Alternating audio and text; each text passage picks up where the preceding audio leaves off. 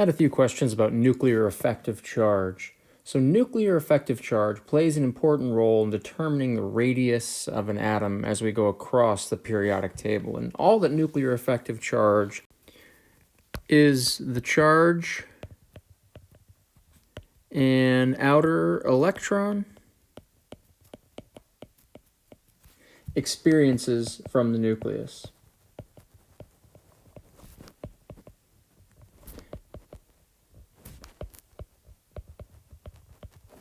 And we'll take a look at how that's determined. So, for example, let's look at a series of atoms, right? But the important trend is that nuclear effective charge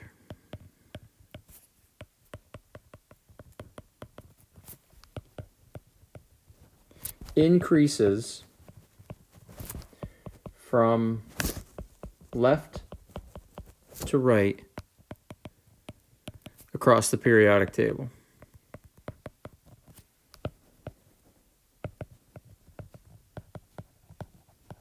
So nuclear effective charge increases from left to right across the periodic table. That means atomic radius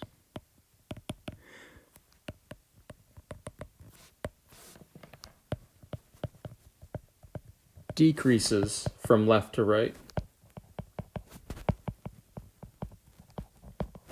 across the periodic table.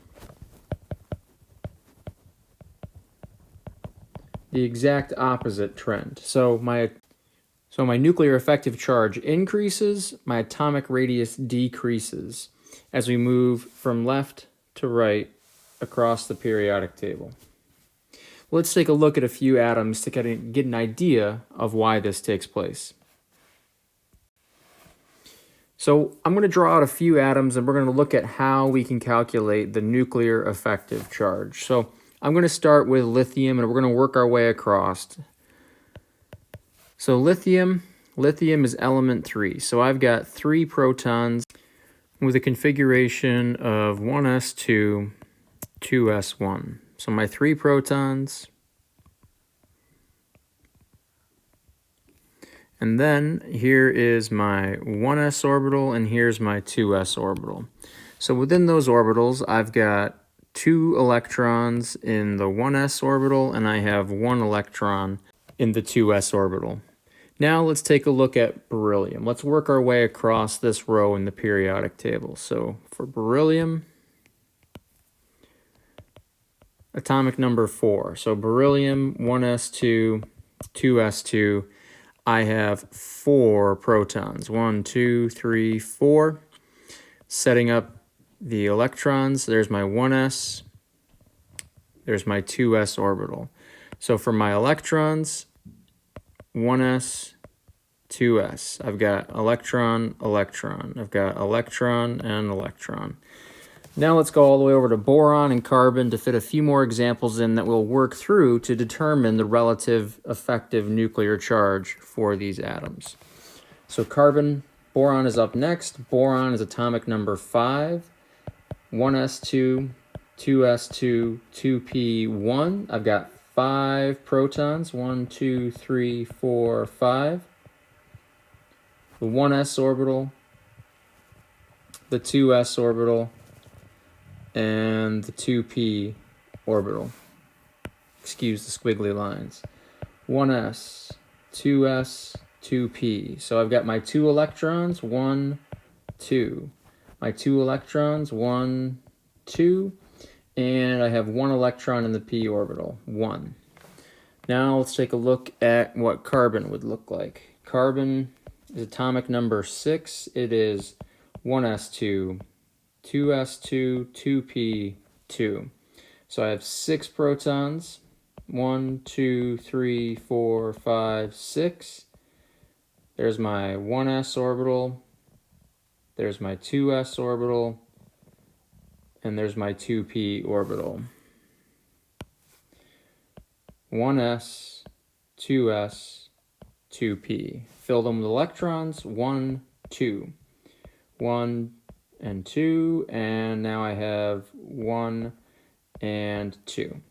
And there's no really reason why I'm drawing all the electrons on one side. The electrons really are spread out, and I should be drawing them spread out. But now, what is my nuclear effective charge? So your nuclear effective charge is basically the charge that the outermost electron is experiencing, and that's determined by the shield. How are the electrons, the innermost electrons, shielding that outer electron? So if we look at lithium, here is my shield. Here's my inner core electrons. I have two inner core electrons, and what essentially they're doing is canceling out two of the positive charges from the nucleus. So two core electrons cancel out two of those positively charged protons. That means this outer electron is only experiencing a charge of approximately +1. Now if I go to beryllium, beryllium still has the same number of core electrons, right? The innermost electrons are 1s2. So those two innermost electrons cancel out two of the protons. Now, however, though, I have two protons left over, so the outermost electrons are experiencing a charge of approximately +2. We work my way across to boron. Boron still only has core 2 electrons. And the same with carbon. I've got two core electrons that are my shield. So if I take a look at the nucleus in boron, right, the innermost electrons are going to cancel out two of those protons. Now I've got a charge of 3+ for the outermost electrons. So each of those electrons is experiencing a greater charge. If I go all the way over to carbon, the same thing. I've got two inner electrons canceling out two of those protons. 4 protons remaining, right? Experiencing the positive charge for those outermost electrons. So the example I gave you in class, right, was that light bulb analogy. So here's my light bulb, right, and here's my lampshade. So what's happening from lithium to beryllium to boron to carbon is this light bulb, right, is getting brighter and brighter and brighter, but the lampshade, the core electrons, is staying the same. So as a result, the outermost electrons are experiencing a greater nuclear charge, and if you were outside of this lampshade, right, you would be seeing more light as that light bulb got brighter and brighter and brighter. So that's how we should think about the nuclear effective charge. It's only the core electrons, the innermost electrons, the non-valence electrons that are able to screen the positive charge from the nucleus. So as we go across a group, that charge increases from +1 to +2, +3, +4. As that nuclear charge increases, right, my atomic radius is going to decrease because I've got a larger charge pulling on those outermost electrons. The final aspect of effective nuclear charge that I want to compare are two different elements in the same group. So let's compare lithium and sodium, for example. So lithium, as we already saw, atomic number 3. So 1s2, 2s1. Right, so here was my lithium with its 3 protons. Here's my 1s orbital, and here's my 2s orbital. 1s, 2s, here's my electron, the core electron, and here's my outermost electron. Right, so the relative charge that outermost electron experienced in lithium was 1, was a +1. So let's take a look at sodium. Sodium's atomic number 11. So sodium is 1s2, 2s2, 2p6, 3s1. Takes me all the way to sodium. It's got 11 protons, 11 electrons. Now, however, these are my core electrons. I have 10 innermost electrons. I only have 1 valence electron. So my shield changed. My lampshade got thicker. So what does this look like, though, for sodium? So here's sodium's nucleus. 1, 2, 3, 4, 5, 6, 7, 8, 9, 10, and 11.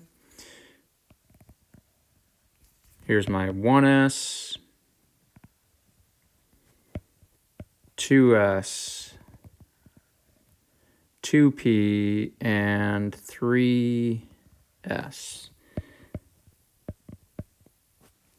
So I've got 2 electrons in the 1s orbital, 1, 2. I've got 2 electrons in the 2s orbital, 1, 2. I've got 6 electrons, 1, 2, 3, 4, 5, and 6 in the 2p orbital, and I have my outermost electron way out here in the 2s1 orbital. But the important thing is I've got 10 core electrons. That means I can neutralize, I can cancel out 10 of these 11 positively charged protons, and so that relieves 1 proton behind, so the outermost electron is going to experience a charge of +1, just like lithium. So the only time our shield changes when we start a new row, because our shield is the core electrons, the innermost electrons, the non-valence electrons. So as we go down a group, lithium, sodium, potassium, rubidium, cesium, all of those would have an approximate nuclear charge of +1.